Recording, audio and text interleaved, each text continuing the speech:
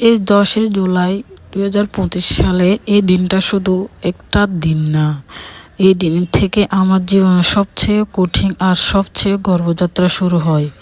এই দিনে আমি এই নার্সিংয়ের জন্য আমি যথেষ্ট পরিমাণের কষ্ট করছি, যতটুকু পারছি মানে নিজের মেধা দিয়ে হোক, যতটুকু পারা ততটুকু করছি। জাস্ট কিছু অল্পর জন্য আমার সরকারিতে চান্স পাই নাই, বাট 5-10-এর জন্য আমি সরকারিতে টিকতে পারি নাই।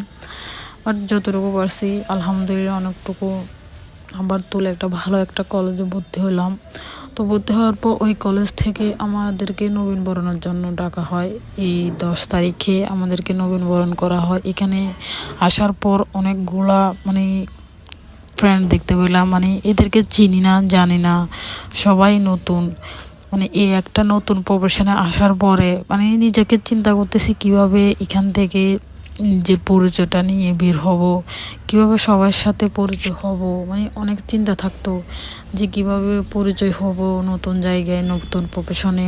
তারপর আমাদেরকে আমাদের সিনিয়র আপু যারা আছে তারা আমাদেরকে ফুল দিয়ে বরণ করতেছে। তো আমরা সবাই মানে অনেক এক্সাইটেড যে ফুলটা পেয়ে।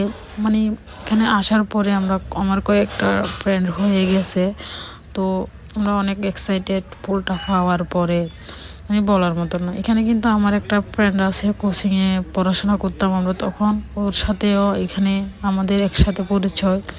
তো আমাদেরকে এখানে নাস্তা দেওয়া হচ্ছে। আমাদের অনুষ্ঠানের শেষের দিকে আমাদেরকে নাস্তা দিয়ে বিদায় দেওয়া হবে। তো আমার পিছে যারা বসছে তারা ওইখানে বসে নাস্তাটা শেষ করে ফেলতেছে, ওরা তো দুষ্টামি হাসাহাসি করতেছি। তারপর দেখতেছি যে আমাকে কি নাস্তা দেওয়া হয়েছে। তো আমার এখানেও দেখলাম নাস্তা নেওয়ার পরে তো আমাদের বক্তব্য দিচ্ছে, আমাদের মেয়েরা বক্তব্য দেওয়ার পরে শেষ, আমাদেরকে চলে যাচ্ছে। তো সবাই দোয়া করবেন আমার এই নতুন যাত্রা থেকে আমি ভালো একটা কিছু করতে পারি, ভালো সেবা দিতে পারি। আপনাদের কাছে দোয়া এবং অনুরোধ রইল।